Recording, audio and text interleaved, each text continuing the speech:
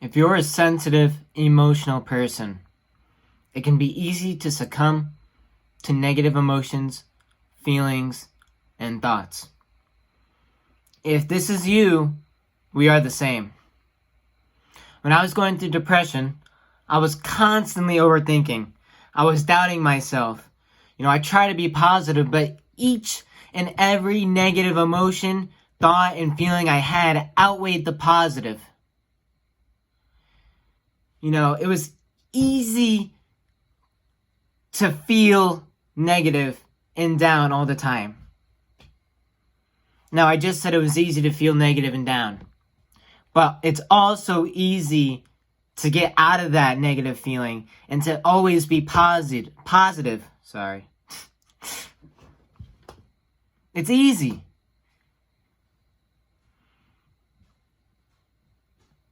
You can start with gratification. You wake up in the morning.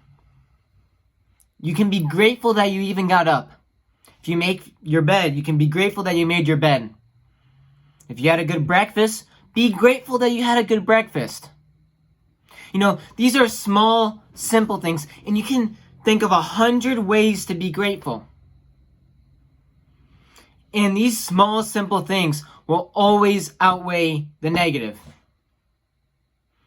Do this 5 times a day, throughout the day. Be grateful that you get to learn in school. Be grateful that you get to be with your parents.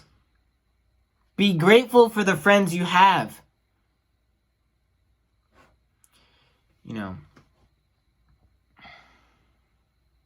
So I got 2 exercises for you.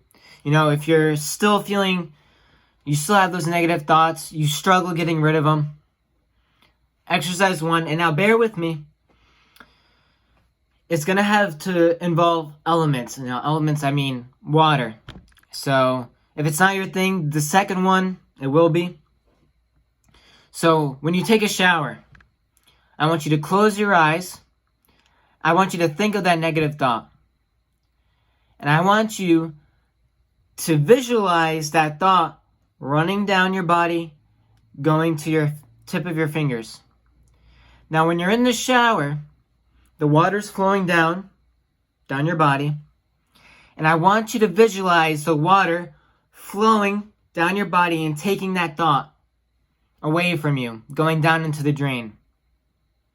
Now, don't think that you're bringing a negative thought somewhere else. Think of the water reforming that negative thought into something positive. Now, if this isn't for you, you're not really down with the elements, this is the exercise I use. So again, close your eyes. Think of that negative thought. Put your hand to your head and imagine you're pulling that thought out of your head. You're pulling. I'm visualizing pulling that dark thought out of my head into a dark ball. Once that's done, the dark ball is in my hand. You either drop it away or throw it. Whichever one suits you. And then once you get better with that, you don't even need to physically put your hand there. You can visualize your hand grabbing the thought. And when I do this, I feel so much better. I feel lighter, and I completely forget what that negative thought is. So, maybe that wasn't your thing. I got another thing for you. Nature. When you're in nature, you go outside, you feel the warm sun beam on your face. You feel the fresh breeze going through your hair. You breathe in the crisp air, and you hear the birds chirping. For me, that calms me down. And it probably does for you. And, okay, but what if I'm studying for school, I'm stressed for the exam, and I don't really want to take the time out to go walk. This is what I recommend. When I was depressed, my friends got me a plant. And you're probably thinking, how is a plant going to help get rid of these negative thoughts? Well, when I was at my lowest, I didn't take care of myself. But when I got that flower, I wanted to take care of the flower, right? So I associated that flower with a positive feeling, caring. I wanted to care for that flower. I didn't want it to die because I felt low. I felt like I was dying. So I took care of the flower. After a couple days of taking care of the flower, I started to realize I can take care of this flower. Why can't I take care of myself? So every time, if I'm walking into my room and I see that flower, boom, I think positively. If I'm watering the flower, boom, positive. I get a positive feeling from seeing that flower. Now this goes into our environment, right? Mostly your room, because that's where the flower's going to be in and whatnot. And it goes with gratification, right? You wake up, you make your bed. I'm grateful I made my bed. You're positive. That's a positive feeling you're getting, right?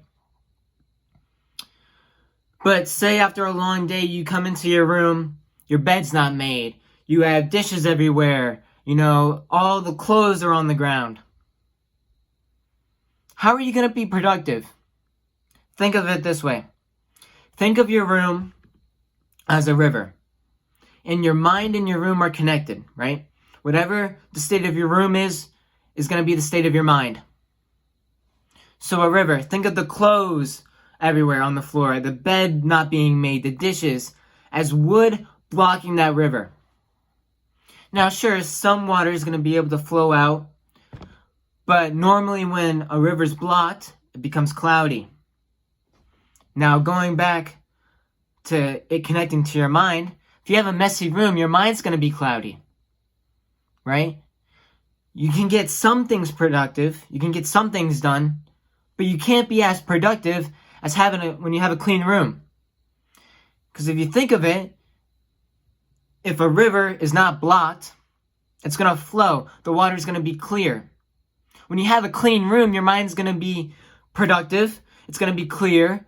You're not going to be thinking about all these things. You're not going to be overthinking.